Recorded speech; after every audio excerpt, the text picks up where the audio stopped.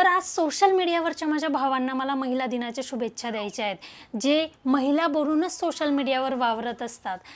असं म्हणतात की प्रत्येक स्त्रीमध्ये एक पुरुष असतो आणि प्रत्येक पुरुषामध्ये एक स्त्री असते. तर ह्या भावांनी ती गोष्ट इतकी जास्त सिरियसली घेतली की त्यांच्या आतली स्त्री त्यांनी सोशल मीडियावर बाहेर काढली, अगदी दाढी मिशान सकट. हां. तर आता काही भावांच्या आतली जी स्त्री आहे ना, ती अतिशय सोज्वळ आणि नेटकी आहे, म्हणून नीटनेटके पद्धतीने ती सादर करण्यात येते. पण काही भावांच्या आतली जी स्त्री आहे ना, ती अतिशय व्यंग आणि बीभत्स पद्धतीने सादर करण्यात येते आहे सोशल मीडियावर.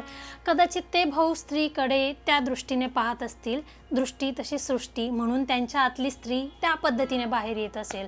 म्हणजे तुम्ही अगदी gown, nighty, Punjabi dress, sleeveless blouse, full blouse, sari, नऊवारी sari, skirt, top, one piece, short dress, म्हणजे फक्त बीचवरचा ड्रेस सोडून बाकी सगळ्या स्वरूपात त्यांनी स्त्रीला सादर केलेलं आहे. असं आहे. तर ह्या महिला दिनी आय विश की तुमच्या आतली जी स्त्री आहे ती अजून सोज्वळ आणि अजून स्ट्रॉंग बनावी आणि त्या पद्धतीने ती सादर व्हावी. बाकी जे लोक बोलतात की स्त्रियांमध्ये सेन्स ऑफ ह्युमर कमी असतो, अरे तुम्ही कुठलाही कॉमेडी शो पहा, सोशल मीडियावरचे सगळे व्हिडिओ पहा, स्त्रियांशिवाय कुठल्याही ह्युमर कॉमेडी शो अपूर्ण आहे.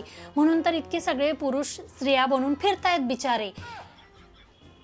अगले जन्म इनको बिटिया ही कीजो, असं आहे. आणि काही लोक म्हणतात की स्त्रियांमध्ये स्पोर्टिंग स्पिरिट नसतं, ते स्पोर्टिंगली घेत नाही काही गोष्टी.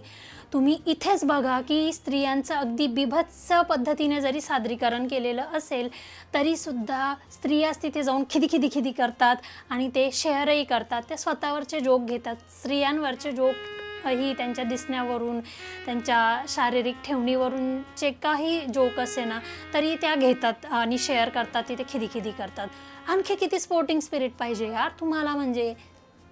तर असं आहे. तर सोशल मीडियावरच्या माझ्या या सगळ्या भावांना महिला दिनाच्या खूप खूप शुभेच्छा आणि बाकी ज्या खऱ्याखुऱ्या महिला आहेत त्यांनाही महिला दिनाच्या खूप खूप शुभेच्छा.